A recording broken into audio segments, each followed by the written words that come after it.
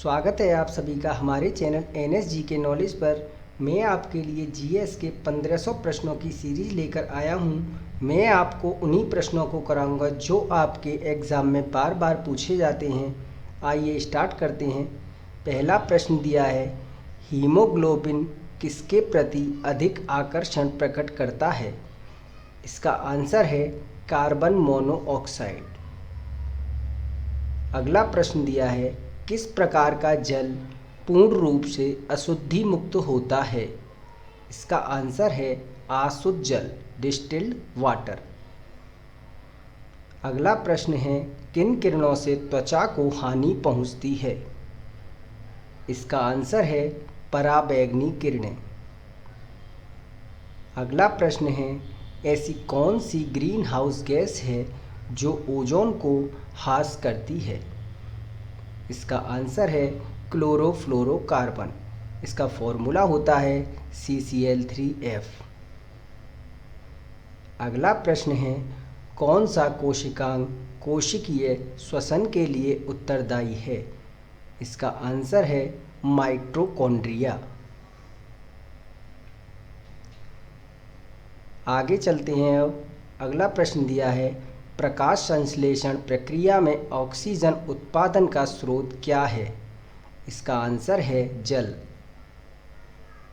अगला प्रश्न है, जीवों में किसमें पौधे और जानवर दोनों की विशेषताएं हैं? इसका आंसर है युगलीना।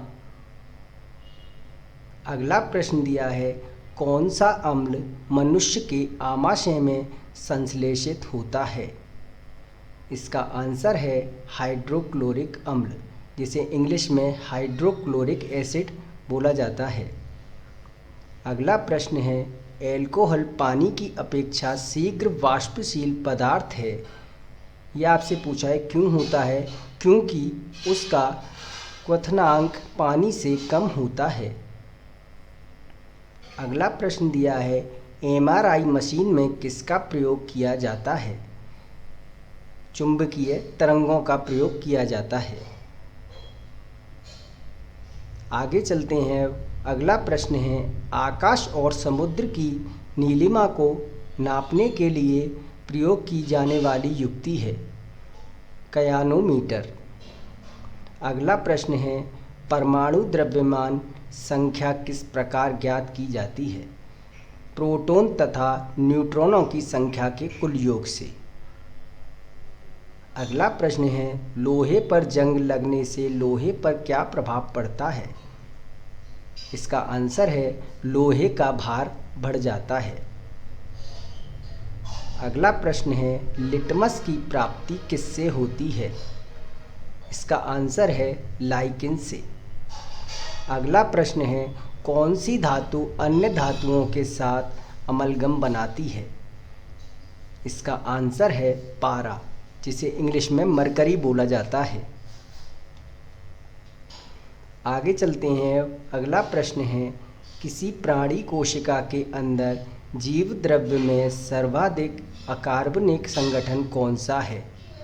इसका आंसर है जल।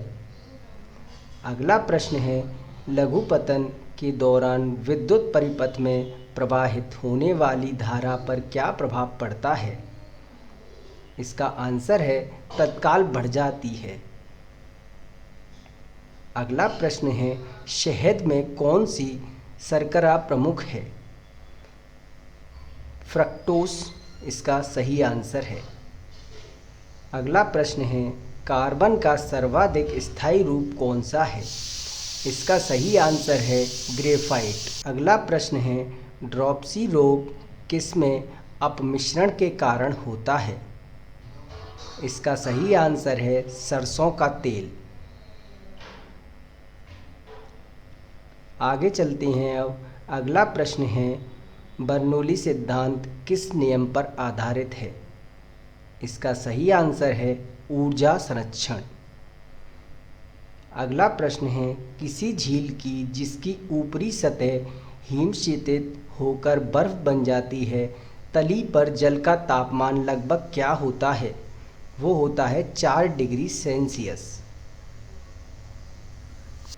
अगला प्रश्न है, किसी परमाणु का सर्वाधिक द्रव्यमान किसमें होता है? इसका आंसर है नाभिक। नाभिक में इस वजह से होता है क्योंकि उसमें प्रोटॉन और न्यूट्रॉन दोनों होते हैं। इस बात को आप याद रखना। अगला प्रश्न है, यदि वायु में प्रकाश की चाल 3 गुणा 10⁸ मीटर पर सेकंड हो तो कांच में प्रकाश की चाल क्या होगी? इसका सही उत्तर है 2 गुणा 10⁸ मीटर पर सेकंड। अगला प्रश्न है, प्राणी कोशिका में कोशिकीय श्वसन का स्थान कहाँ है? इसका सही उत्तर है माइटोकॉन्ड्रिया।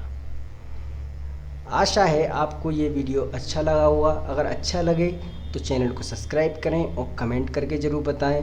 तब तक मैं आपसे मिलता हूँ अपने अगले वीडियो में। तब तक के लिए धन्यवाद।